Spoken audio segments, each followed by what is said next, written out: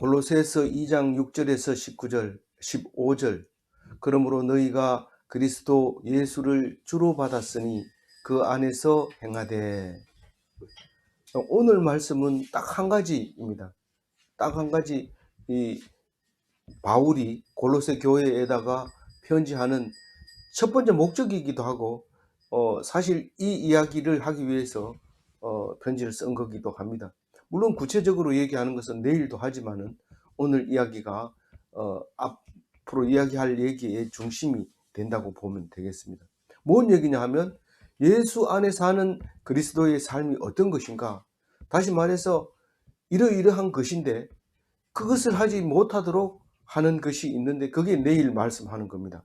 내일 말씀하는 것은 이러이러한 사람들이 너희의 이 오늘 같은 신앙을 방해하고 있다, 그 얘기를 지금 내일 할 거고, 오늘 얘기는 그리스도 안에 사는 예수인, 그 기독인의 정체성이 뭐냐라고 물었을 때 오늘 말씀을 가지고 얘기를 해야 되는 것이죠. 다른 얘기 없습니다. 너희는, 이 말이 오늘 끝까지 말하고 계시는 말씀인데, 그러므로 너희는 했을 때 그러므로가 뭡니까? 골로새 교인 그들을 보고 이단에 빠지지 마라 이렇게 말하는, 내가 다 보고 있다, 육체적으로는 떠나 있으나 나는 지금 다 보고 있다, 예수의 그리스도의 남은 고난을 나도 받아야 되고 너희들도 받아야 되는데 너희들이 떠나 있지만은 내가 다 보고 있다. 그러므로 너희는 어떤 사람입니까? 너희가 그리스도 예수를 주로 받았으니, 너희는 지금 예수를 주로 받은 사람들이 다, 너희는 그리스도인이다, 예수를 구주로 받은 사람들이다. 그래 받았으니 어떻게 해야 되느냐 하면은 7절까지 얘기를 합니다. 우선 그 안에서 행하되, 이 말입니다. 그 안에서 뭘 행합니까? 예, 앞에서는 질서 있게 행하라고 그랬는데, 그게 질서 있게 행하는 게 주의 도를 걸어가라 이 말입니다. 주의 길을 가라 이 말입니다. 주님이 가신 길이 뭐 어떻습니까? 아주 피동적이죠. 하라고 하는 것만 하는 거죠. 절대로 자기 생각대로 하지 않습니다. 하나님을 앞서지 않고 말씀을 앞서지 않고 그렇게 하는 것이 이 예수의 도, 그 안에서 행하는 거, 예수 닮은 거, 그 걸어가는 그 길을 말하고 있는 거죠. 아주 자기 의지는 없습니다. 살아도 죽어도 오직 주님 하라는 것을 위해서 합니다. 살아도 주를 위해 살고 죽어도 주를 위해 죽고 밥을 먹어도 주를 위해 먹고 쉬어도 주를 위해 쉬고. 왜 쉬는데? 힘드니까, 하기 싫으니까. 그게 아니고 주님이 쉬라고 하니까. 그게 뭐예요? 안식이잖아요. 안 지키면요 죽입니다. 먹는 거는요, 우리가 먹고 하나님의 일을 하기 위해서 일하는 거지, 더 맛있는 거, 더 좋은 거, 더 많이 죽습니다. 그냥 죽어버려요. 그 얘기를 지금 6절에 하고 있고요. 7절 같이 읽어봅니다. 그 안에 뿌리를 박으며 세움을 받아 교훈을 받은 대로 믿음에 굳게 서서 감사함을 넘치게 하라. 모든 성경을 그냥 읽기만 해도 돼요. 그렇지만 이해가 안 될 때 깊이 묵상하는 거고, 이해가 되더라도 그게 의미를 정확하게 모를 땐 또 묵상하고 이러는 거죠. 근데 과도하게 무리하게 해석을 해서 그것을 교리로 삼아버리면 우리는 이단이라는 평가를 받게 되죠. 그래서 우리는 그러나 교리를 잘못 판단해서 이단이라고 받는 경우는 그건 아닙니다. 대부분 뭐가 이단이라고 문제가 되냐면, 많은 사람들이 유혹해서 자유를 빼앗아가는 그런 경우에는 이단으로 정죄하고 딱 하게 됩니다. 그 많은 사람과 강제적인 통제, 그리고 자기를 예수 자리에 앉히는 거, 그것이 모범이죠. 그래서 우리는 하나님 안에서 마음껏 말할 수 있는 것이 나눔이고 또 예배고 묵상이고 그런 것이죠. 하나님 주시는 것 틀릴 수도 있지 않느냐?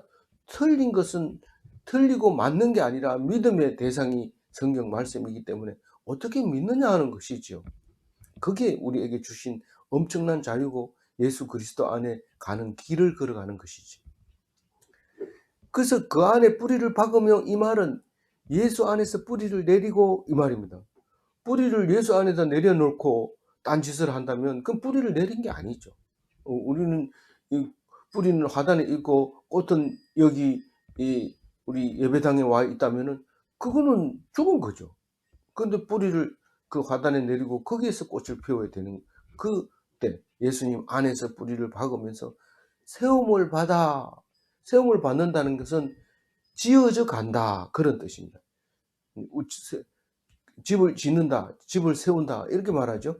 그래서 집을 세움을 받는다는 것은 지어져 간다. 사도 바울은 채워진다, 차곡차곡 채워진다, 이런 말을 하죠. 그래서 교훈을 받아서 채워져 가고, 세움을 받고, 교훈을 받은 대로 믿음에 굳게 서서, 우리는 믿음을 가지고 싶어도 교훈이 없어서 믿지를 못하는 경우가 있습니다. 그래서 말씀을 잘 듣고 잘 이해를 했을 때 그게 믿음이 생기는 것이고 그런 것이요. 근데 말씀을 안 듣고 묵상을 안 하는데 뭘 믿는단 말입니까? 말씀 듣고 하나님께서 교훈을 주는 대로 믿는 거죠. 그래서 믿음에 굳게 서서, 이 말은 다른 말로 얘기하면 확신을 가지고, 이런 말입니다. 확신을 가지고 감사를 넘치게 하라. 이 믿음이 없이 감사하는 것은 겉으로 감사하는 거고 속으로 하지 않는 것을 말하는 겁니다. 우리가 주택복권에 요즘 주택복권이 아니고 로또복권이죠. 로또에 당첨돼 가지고 감사헌금을 낼 때 정말 감사헌금으로 내느냐, 또 일이 잘 돼서 감사헌금을 내느냐, 포함으로 내놓을 수도 있어요. 그래서 우리는 그런 거 아니고 진정으로 정말 시험에 떨어지고 사업이 실패하고 수입이 없고 그럴 때 내는 그 헌금이라든가 또 감사의 표시가, 또 그리고 그것이 진정으로 우리는 그것을 믿음으로 굳게 서서 감사를 드리는 거다, 그렇게 생각하고 있는 거죠. 그래서 우리는 좋을 때나 나쁠 때나 감사하는 게, 그게 범사에 감사하는 거예요. 범사에 감사하는 게 하나님의 뜻이라는 걸 잘 알고 있잖아요. 그 말씀 속에 거한다는 말이죠. 8절 읽어봅니다. 누가 철학과 헛된 속임수로 너희를 사로잡을까 주의하라. 그것은 사람의 전통과 세상의 초등학문을 따름이요 그리스도를 따름이 아니니라. 우리가 성경 묵상을 이렇게 하다 보면 세상 사람들이 잘못 가고 있는 게 많다, 이래가지고 그것을 쫙 정리해서 우리 교회는 이제부터 이것을 모토로 하고 이것을 꼭 지켜 나갑니다. 그리고 탁 문에다 붙여놓고 이대로 따라하게 하고 이렇게 한다면 안 됩니다. 왜 안 됩니까? 그건 네가 좋아가지고 한 거니까 그거는 네 생각이지 모든 사람에게 강요해서는 안 된다, 그런 말이죠. 다시 말해서 우리는 오직 예수만 따를 뿐인데, 예수만 따르게 하기 위해서는 말씀만 가지고 붙들고 그날 주시는 말씀으로 은혜를 받고 날마다 그렇게 해서 성경 66권을 교회의 모토로 삼는다, 이렇게 해야 되는 것이죠. 그런데 이때 당시에는 지금 골로새서를 써야 될 이유가 있을 때는 주로 율법학자들과 헬라 철학자들이 많이 방해를 했을 뿐만 아니라 신비주의가 또 들어와 가지고 하는 것을 이 골로새서를 통해서 알 수 있습니다. 오늘 철학에 대해서 이야기를 하고 있습니다. 철학에 대해서는 이렇게 딱 학파를 만들어 놓으면 그 학파들은 자부심이 대단하죠. 그리고 그거 와서 한번 강의 들으려면 돈 많이 내야 됩니다. 우리나라도 그런 사람이 있죠. 허시인데 이 돈을 많이 받고 강의합니다. 한 시간 강의 듣는데 10만 원입니다. 보통 우리 대학 강사들이 1시간 강의를 이제 잘해주는 데 가서 했을 때 10만 원 주죠. 근데 그 사람은 1인당 10만 원 받으니까 이거는 완전히 미친 짓이죠. 그렇게 하면서 강사료를 받으면서 공중부양도 하고 이렇게 하는 건데, 그런 철학이 바로 이제 그 철학입니다. 막 논리적으로. 그런데 막 사람들이 떼거리로 모여듭니다. 사람 숫자가 많으면 벌써 이게 딴 길을 가고 있다는 겁니다. 왜 자꾸 그렇게 얘기하냐? 사람들 많은 곳이 근데 힘이 세도 세지. 네가 그런 얘기했다. 그 사람들한테 맞아 죽을 일이 있나? 왜 그렇게 하냐? 이렇게 하지만 예수님은 맞아 죽었어요. 맞아 죽었어요. 혼자서 12제자가 있었잖아. 있기는 어디 있어요? 맞아 죽을 때 한 사람인데도 옆에 있었으니까 다 도망갔습니다. 누가 철학과 헛된 속임수로 너를 사로잡을까 주의하라. 지금 앞으로 얘기할 겁니다. 그렇지만 오늘 여기서 분명하게 다시 한번 얘기합니다. 어제도 이단에 빠지지 않도록 하라고 얘기를 딱 하고 그러므로 시작했는데 또 얘기하는 거죠. 철학에 빠지지 마라. 모든 철학 위에 종교가 있고 종교 위에 그리스도가 있다는 사실을 기억해라. 빠지면 안 된다. 철학이 해결 못한 걸 종교가 해결하고 종교가 해결 못한 걸 그리스도가 해결했다. 그 얘기를 합니다. 유대교 철학보다 유대교가 당연히 낫고 유대교보다 그리스도교가 당연히 뛰어나다. 그 위에 있다. 그 위에 있다는 얘기를 이제 충만으로 설명을 합니다. 위에 있다는 말을 충만으로 설명을 합니다. 어쨌든 사람의 전통과 세상의 초등학문이 뭡니까? 예수님이 오기 전에는 비밀로 감춰져 있어요. 비밀로 감춰져 있다는 것은 예수님을 모르는 상태에서 학문도 생기고 전통도 생기고 그랬다는 거예요. 예수 모르는 상태에서. 그러니까 뭐 어떤 데서는 국을 많이 먹이고 싶어서 야 국을 많이 먹어야 공량이 넓어진단다 이러면서 근데 그게 공량이 뭐예요? 뭐 이렇게 궁구하고 생각하고 이런 게 국을 하도 안 먹으니까 그렇게 먹이는 거예요. 이게 사람들이 생각이 그렇게 한 거예요. 그 얘기가 아들에게 전해지고 아들이 또 손자에게 전하고 계속 그런 거예요. 그 말 한마디가 오랫동안 가지요. 그래서 그런 그 어떤 면에서는 전통일 수도 있고 초등학문일 수도 있고 뭐 그런 것들이 생각합니다. 예를 들어서 출근할 때 여자가 길을 가로질러 가면 재수 없다 뭐 이래 가지고 막 싸움이 일어나기도 하고 막 난리가 나죠. 심지어는 소송이 붙어 가지고 막 그 일로 일이나 이런 어처구니 없는 일이 생기는데 그 예수님이 오기 전에 전통, 초등학문 그런 것을 말하는데 그걸 가지고 철학자들이 기발한 생각을 찾아냈다 해 가지고 학문을 발표하면 그 제자들이 막 생기고 신비하다 이런 거 막 따라다니는 그런 거죠. 그거는 세월이 지나면 사라집니다. 사라집니다. 근데 예수 그리스도는 사라지지 않습니다. 창세기에서부터 지금까지 그대로 있었던 것이고 몰라서 못 들은 것이고 비밀로 숨겨놔서 그렇지 원래부터 계셨던 거고 예수님 오시고 난 지금도 살아계시고 앞으로도 영원히 사라지지 않고 살아계시는 예수님인 것을 우리는 기억해야 됩니다. 그래서 그리스도를 따름이 아니다. 그게 아니다. 그렇게 얘기를 하고 있습니다. 그래서 뭐 아무리 가르치는 초등학문은 뭐 철학으로도 못 따라가고 철학도 뭐 안 되고 종교도 안 되고 그리스도는 더더욱 아니다. 그 말을 하고 있습니다. 이게 이 말이 중요합니다. 초등학문은 철학도 못 따, 철학 밑에 있고 종교 밑에 있고 그리스도 밑에 있다는 것을 기억해야 됩니다. 9절 읽어봅니다. 그 안에는 신성의 모든 충만이 육체로 거하시고. 그 안이 뭡니까? 아까 7절에도 그 안에 나왔고 6절에도 그 안에 나오는데 그 안이 뭡니까? 예수님 안에는 신성의 모든 충만이 그 육체로 거하시고 신성의 모든 충만이라고 할 때 우리는 창조하신 그리스도를 기억해야 됩니다. 창세 전에 예수님이 계셨고 이 천지를 창조하는데 보이는 것도 창조하지만 보이지 않은 것도 창조하는데 보이지 않은 것이 뭡니까? 권력이라든가 뭐 사랑이라든가 이 미움이라든가 이런 것도 하나님이 창조하셨다 그 말입니다. 그러니까 예수님 안에 모든 게 들어있는데 그걸 충만이라고 얘기를 합니다. 다른 성경은 다 동사로 충만하여 이렇게 하는데 채우시고 이런 식으로 쓰는데 경륜이 찬 이럴 때도 이 단어를 쓰고요. 장성의 분량, 장성한 분량에 이르기까지 할 때 그 충만도 이 단어를 쓰고요. 때가 찼을 때 이럴 때도 이 충만을 씁니다. 완성을 말하고 있는 거죠. 그 율법의 완성도 이 충만을 씁니다. 예수님은 율법의 완성으로 오셨거든요.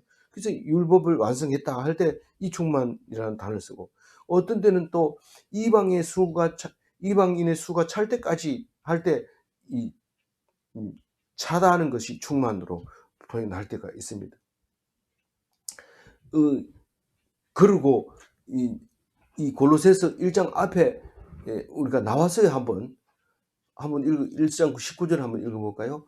아버지께서는 모든 충만으로 예수 안에 거하시고. 이 지금 2장 9절이잖아요. 1장 19절에 그런 얘기가 있었어요. 근데 우리는 기억을 잘 못합니다. 아버지께서 모든 충만으로 예수 안에 거하시고, 이 말은 거하게 하시고, 모든 충만으로 예수 안에 거하게 하시고, 누구를 예수 안에 거하게 하셔요? 우리를. 예수 안에 거하게 누가 하셔요? 아버지께서 하신다는 그 말이죠. 예. 근데 그 에베소 1장 23절을 우리 개역 한글에서는 명사로 취급했는데 개역 개정에서는 동사로 바꿔놨습니다. 한번 읽어볼게요. 1장 23절입니다. 교회는 그의 몸이니 만물 안에서 만물이 충만하게 하시는 이에 충만함이라. 충만함이라 이 말은 명사로 표현할 수도 있는 말이고 동사로 표현할 수도 있는 말인데, 그 교회가 누구의 몸이라고요? 그리스도의 몸. 우리의 머리는 누구예요? 우리의 머리는 그리스도잖아요. 우리가 교회잖아요. 우리가 몸이 성전이잖아요. 그러니까 우리의 머리는 그리스도. 머릿속에 뭐가 들어있나? 그리스도가 들어있어야 돼요. 닌 도대체 머릿속에 뭐가 들어있냐? 그리스도가 들어있어야 돼요. 그래서 만물을 충만하게 하시는 하나님이 머릿속에 예수 그리스도를 넣어주셨다 이 말입니다. 하나님이 넣어주셨다. 신성의 모든 충만이 뭐냐면, 신성이 보이는 거 보이지 않는 거 모든 것을 말하는 거죠. 그리고 육체로 거하시고, 예수님이 육체로 거하셨다 이 말입니다. 그 예수님에 대한 설이 지금까지 계속 여러 가지 설이 있죠. 그러나 모든 어떤 설을 설명을 하더라도 성경을 가지고 해야지 하나만 물고 늘어진다면 그것은 성경적이지 못하다는 것입니다. 신성의 모든 충만이 육체로 거하셨다. 그 말씀을 성경님 말씀하시고, 또 10절 읽어봅니다. 너희도 그 안에서 충만하여졌으니 그는 모든 통치자와 권세의 머리시라. 요게 이제 중요한 말이죠. 그 안에 충만하여졌으니 여기까지는 뭐 그런대로 뭐 성경적으로 그냥 읽으면 잘 안 되면 그냥 그 안에서 충만해졌다. 우리도 그 예수님 안에서 충만해졌다. 이렇게 말할 수 있겠지만은, 여기서 이제 후반절에서 우리는 아주 중점을 딱 받을 수 있습니다. 그는 모든 통치자의 권세의 머리시라. 예수님은 보이지 않는 통치자의 권세를 다른 말로 얘기하면 그 계급을 말하는 거예요. 계급.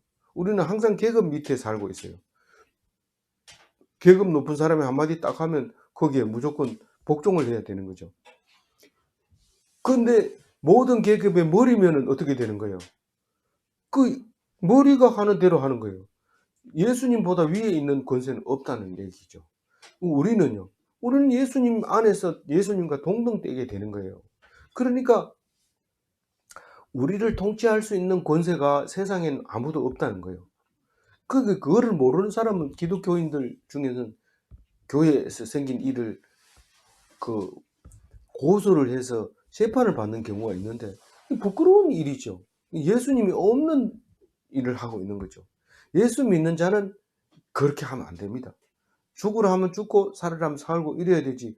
세상 사람들한테 재판을 받아가지고 그 사람이 살아있는 것 같지만 살아있는 게 아니다. 왜냐하면 하나님이 그 속에 없기 때문에, 예수님이 없기 때문에 죽은 거나 마찬가지다라는 거죠. 오늘 그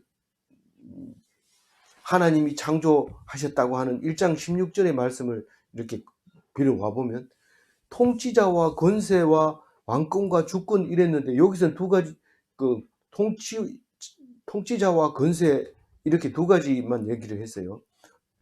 그런데 그 왕권과 주권은 우리하고 거리가 머니까 이제 실질적으로 들어와서 시행세칙에 들어와 가지고는 그 헌법적인 얘기를 안 하는 거죠. 그래서 왕권과 주권에 대해서는 우리 보통 얘기를 잘 안 합니다. 그리고 특히 이스라엘 백성들은 그 신정 통치, 하나님이 통치하기 때문에 왕이 없습니다. 지금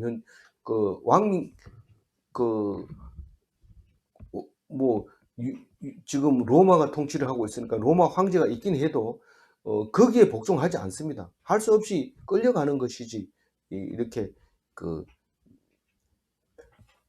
하나님이 하신다 이렇게 생각하고 그냥 순종하고 따라가는 것이지 거기에 굴복하지는 않습니다. 그 얘기를 지금 여기서 하고 있는 거죠.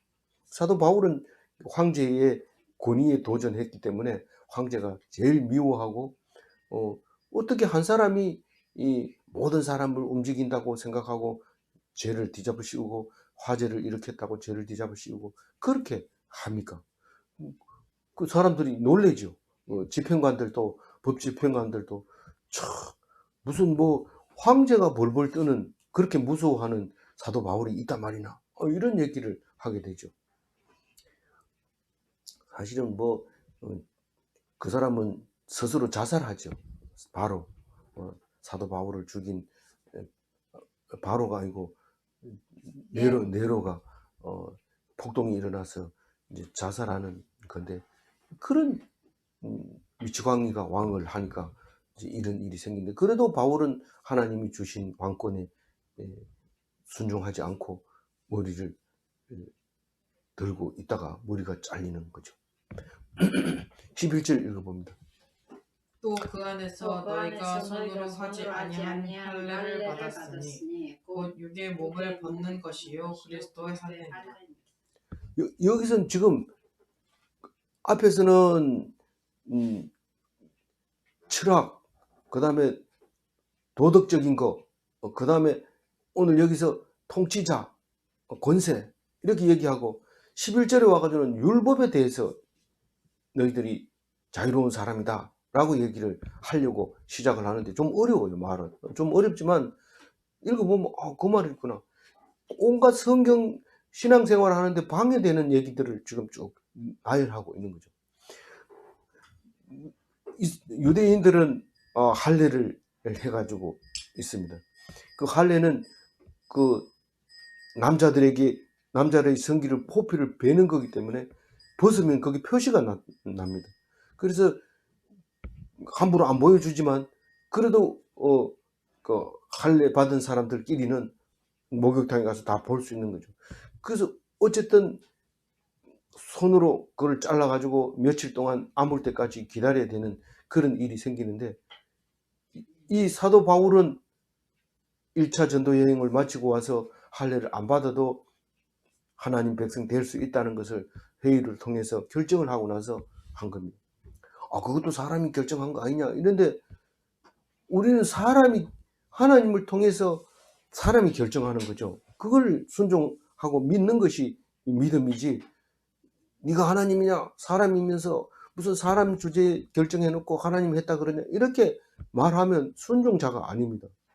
만약에 여러 사람 그것을 결정했다면 그것은 개인적으로 불가항력적으로 했다면 그건 하나님이 한 겁니다. 내가 할 수 있는 것은 그건 내 몫이지만 내가 할 수 없는 것은 하나님이 하신 거라고 믿어야, 그것이 순종이고 듣는 것이죠.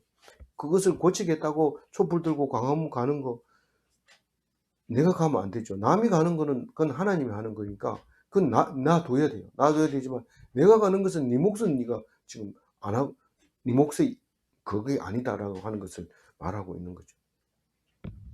그래서 손으로 하지 않는 할례를 받았다고 그래요. 나는 여태까지 할례 받았다고 해본 적이 없는데 이제부터는 할례 받았다고 얘기를 해야 되겠네요. 그렇다. 육체의 몸을 벗었다 너희가. 그럼 육체가 뭐 아파도 이것은 주를 위해서 아파야 되는 거고, 병들어도 주를 위해서 병들어야 되니까, 죽어도 살려도 다 하나님께 맡긴 거예요. 그게 육의 몸을 벗은 것입니다. 육의 몸을 벗은 것인데, 그걸 뭐라고 하냐면 그리스도의 할례를 받았다 이렇게 얘기합니다. 너희들이 할례 받았냐? 옷 벗어봐라 이럴 때 그보다 더 좋은 거 받았어. 그리스도의 할례. 딱 그렇게 얘기를 해야 되는 거죠. 그러니까 유대인들이 보면 참 그리스도인이 뻔뻔스러운 거예요. 저 인간들을 갑자기 유대인으로 살았는 줄 알았는데 무슨 갑자기 뭐 할례도 안 받아도 되고 지멋대로 한다 이래가지고 아주 싫어하죠. 심지어는 지금 이스라엘에도 보면 예수 믿는 사람을 테러를 일으키고 환란을 일으키는데, 이스라엘 백성에는 유대교를 안 믿으면 그게 뭐 살 수가 없어요. 그리스도교는 핍박을 받는 거죠. 예수님처럼요. 아직도 여전히 그렇게 하고 있는 거죠. 12절 읽어봅니다. 너희가 세례로 그리스도와 함께 장사되고 또 죽은 자들 가운데서 그를 일으키신 하나님의 역사를 믿음으로 말미암아 그 안에서 함께 일으키심을 받았느니라. 원래 할례가 하나님 앞에 순종적이고 나는 이미 죽었습니다 라는 뜻으로 할례를 받은 거죠.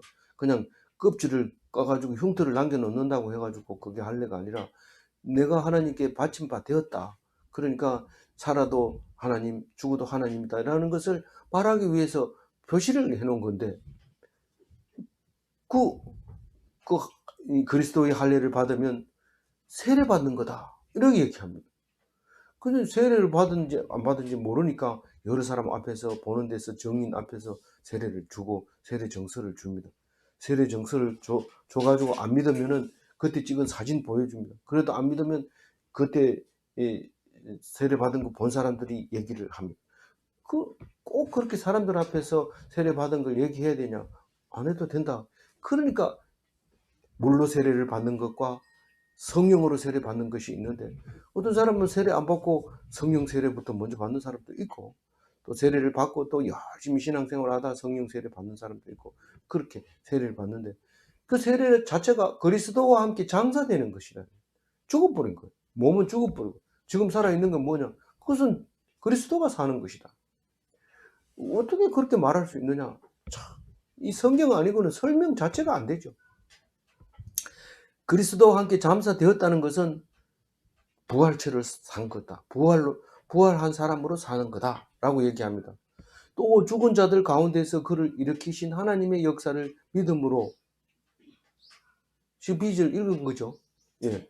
그러니까 죽어야 돼요. 몸이 죽어야 다시 살아나는 거지. 죽지 않고 나는 안 죽는다. 아니 죽어야 된다니까. 장사.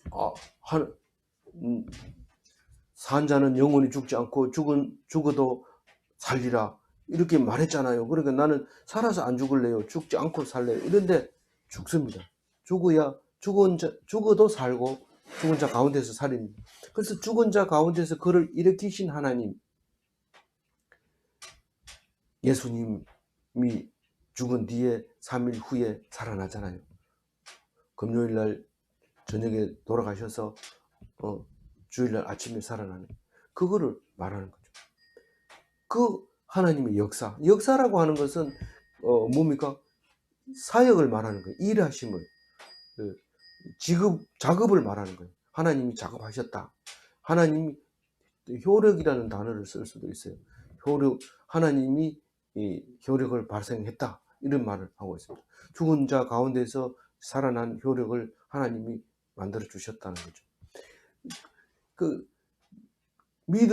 역사를 믿음으로 말미암아, 하나님이 살렸다고 하는 믿음이지 진짜 살았느냐, DNA 검사해 봤냐, 그때 사진 찍어 놓은 게 있느냐, 이게 아니고 믿는 거죠. 믿는 거. 죽은 자 가운데서 다시 살리신 하나님의 역사를 믿는 거죠. 그래서 믿으면 어떻게 되는데요? 그 안에서 함께 일으키심을 받았느니라. 예수 안에서 우리는 부활하셨다는 그 말입니다. 부활체를 입었다는 말입니다. 부활체가 밥도 먹고 고기도 먹고 그렇게 하는 거죠. 예수님이 갈릴리 해변에서 부활하시고 고기 먹는 이야기 나오잖아요. 13절 읽어봅니다. 또 범죄와 육체의 무할례로 죽었던 너희를 하나님이 그와 함께 살리시고 우리의 모든 죄를 사하시고. 그러니까 이 범죄 그러면은 원죄와 자범죄 얘기하는 겁니다. 그 범죄를 저질러도 죽고 육체의 할례를 행하지 않아도 죽습니다. 다시 말해서 할례를 행하지 않으면 이스라엘 백성이 아닌 거죠. 이스라엘 백성이 아닌 거고 또 죄를 사하지 않으면 죽습니다. 그 두 가지가 다 죽어요.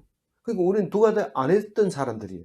누가? 성도들이. 너희는 죄가 있었던 사람으로 죽은 사람이었고 할례를 안 했기 때문에 죽었던 사람이었다. 아니 여태까지 숨 쉬고 살았는데 왜 죽었다고 얘기를 하냐? 그건 살아있어도 죽은 거다. 그렇게 얘기하는 거죠. 그래서 죽었는데 이제 살았다 이 말입니다. 어떻게 살았어요? 너희를 하나님이 그와 함께 살리시고 예수님이 부활 안 했으면 죽었었는데 예수님이 부활했는 것을 믿음으로 너는 지금 부활체로 살고 있다. 그 얘기를 하고 있는 거죠. 그리고 우리의 모든 죄를 사하시고 지금 이 성경을 읽고 나면 이렇게 말합니다. 우리의 죄를 사하셔서 우리가 산 자가 된 것입니까? 아니면은 우리를 살리심으로 죄가 사해졌습니까? 그게 오늘 마라나타의 제목으로 두 절이 나가 있어요. 우리가 사람이 많거나 또 나눔을 해야 될 때 이 제목으로 서로 이야기를 해야 됩니다. 생각나는 대로 얘기해야 돼요. 그러면 그 정답은 없습니다. 정답을 또 평가해서도 안 됩니다. 그러니까 생각나는 대로 나눠주는데 두 사람씩 이렇게 나눠야 돼서 얘기를 해야 됩니다. 근데 이거는 그렇게 하는 거라고 왼쪽에 달아놨으니까 기회 있을 때마다 서로 이야기를 나눠주시기를 바랍니다. 그게 하나님의 말씀이고 함께하는 성도들의 모습입니다. 하나님이 그와 함께 살리시고 다시 말해서 부활체로 살게 하시고 모든 죄를 사하시고 이 살리시고 죄를 사하시고 이 순서가 바뀌어 있는 거죠. 이런 거는 성경적으로 기록하는 방법입니다. 달걀이 이 병아리가 되고 병아리가 자라서 달걀을 낳는데 달걀을 만들으셨느냐 아니면 병아리를 만들었느냐 그렇게 말했을 때 우리는 그거 가지고 수없이 토론하는데 그게 철학자들은 온갖 이야기들이 많죠.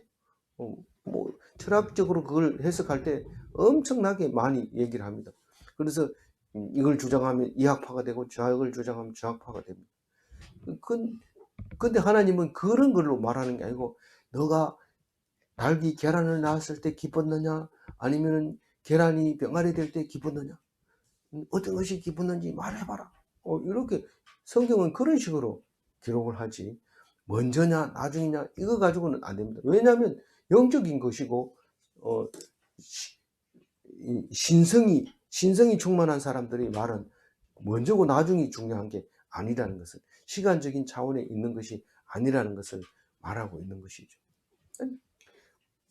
그래서 수없이 이야기를 나누어도 우리는 부족하지. 아무리 별 얘기 다 해도 답은 그 중에 한 개가 살짝 걸리고 또 저쪽에서 살짝 걸리고 이래서 전체적으로 하나님이 역사하고 계신다는 사실입니다.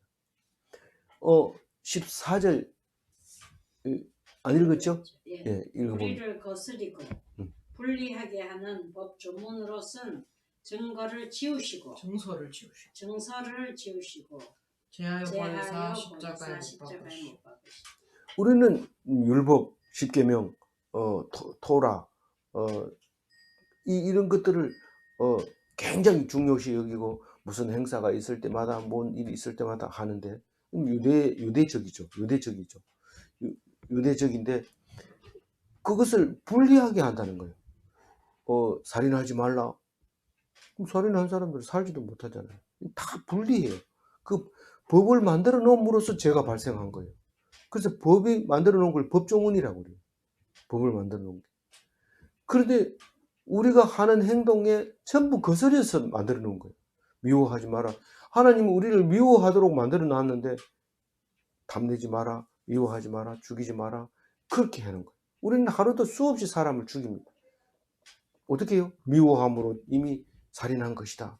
예수님 말씀하셨잖아요. 그게 불리하잖아요. 우리가 가지고 있는 성품을 거스려서 만들어 놓았기 때문에 불리하다고요. 근데 그게 종이에다 써놓은 법조문이에요. 그것을 없애버린 거예요. 예수님이. 없애버리고 지워버린 거예요. 지워버리고 제거해버리고 그 대신에 십자가를 봐라. 이게 성경이다. 하나님 말씀이다. 이게 율법이다. 그렇게 하면서 십자가에 못 박혀 박으셔버린 거예요. 하나님이 예수를 못 딱 박아버린 거예요. 그러니까 이제 성경에 나와 있는 율법은 예수님 앞에서는 힘을 못 씁니다. 예수님이 안 계실 때는 그보다 더 큰 게 없습니다. 그걸 지켜야 됩니다. 온몸과 마음을 다 바쳐서 지켜야 됩니다. 근데 예수님이 딱 오면 그것은 깨갱 이렇게 들어가야 돼요. 법조문. 고린도후서 3장 6절 뭡니까? 골로새서를 쓰기 전에 썼는 이 고린도 후서인데 한번 읽어볼까요? 율법으로 하지 아니하고 오직 영으로 함이니 율법의 조문은 죽이는 것이요 영은 살리는 것이다. 그래서 성경은 사람을 멀쩡히 갖다 놓고 성경 법조문 딱 갖다 대면 너 죽어야 돼. 당연히 죽습니다. 안 죽을 수가 없어요. 그 법계 앞에 처음부터 그래 만들어 놨어요. 법을 안 만들면 안 되냐? 안 됩니다.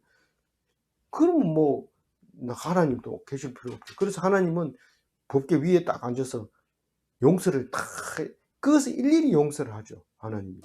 근데 그 용서를 법계 위에 앉아가지고 하다 안 되니까 예수님을 보내서 믿는 사람을 다 용서하게 만들어주는 거죠. 법계 위에 하나님이 안 계신다 이래가지고 그냥 뭐 이렇게 버려버리고 이런 게 아니라 예수님 보내서 법계 위에 앉으신 하나님 대신에 우리는 다 용서함을 받도록 그렇게 만들어 놨어요. 그 용서함을 받는 자리가 뭐예요? 속죄소 혹은 시언자, 은혜를 베푼 그런 자리죠. 예수님이 십자가로 말미암아 우리는 죄가 속하게 되고 은혜가 사해지게 된 은혜를 받게 되는 것이죠. 믿습니까? 예. 15절 마지막 절 읽어봅니다. 통치자들과 권세들을 무력화하여 드러내어 구경거리로 삼으시고 십자가로 그들을 이기게. 통치자들과 권세들을 지금 아까도 나왔지만은 계급이고 뭐 돈 있는 것도 다 권세입니다. 힘 센 것도 권세고 뭐 높은 자리에 앉아 있는 것도 다 권세고 통치자들이고 이런 것들이 아무 소용이 없어요. 예수 믿는 사람 앞에 꼼짝 못 합니다. 예수 믿는다고 폰만 잡아도 꼼짝을 못 합니다. 강화문에 가서 예수 이름으로 정죄하노니 이래도 경찰들이 꼼짝을 못 하고 가만히 있습니다. 근데 진짜로 그렇게 하는 게 아니라 정말 하나님 앞에서 칼을 갖다 대고 목을 잘랐을 때도 잘못했습니다. 살려주세요. 이런 소리 안 하는 게 무력화하는 거예요. 그 사람 죽이는 게 뭐가 이익이 있겠습니까? 그럼에도 불구하고 죽이는 것은 겁을 주고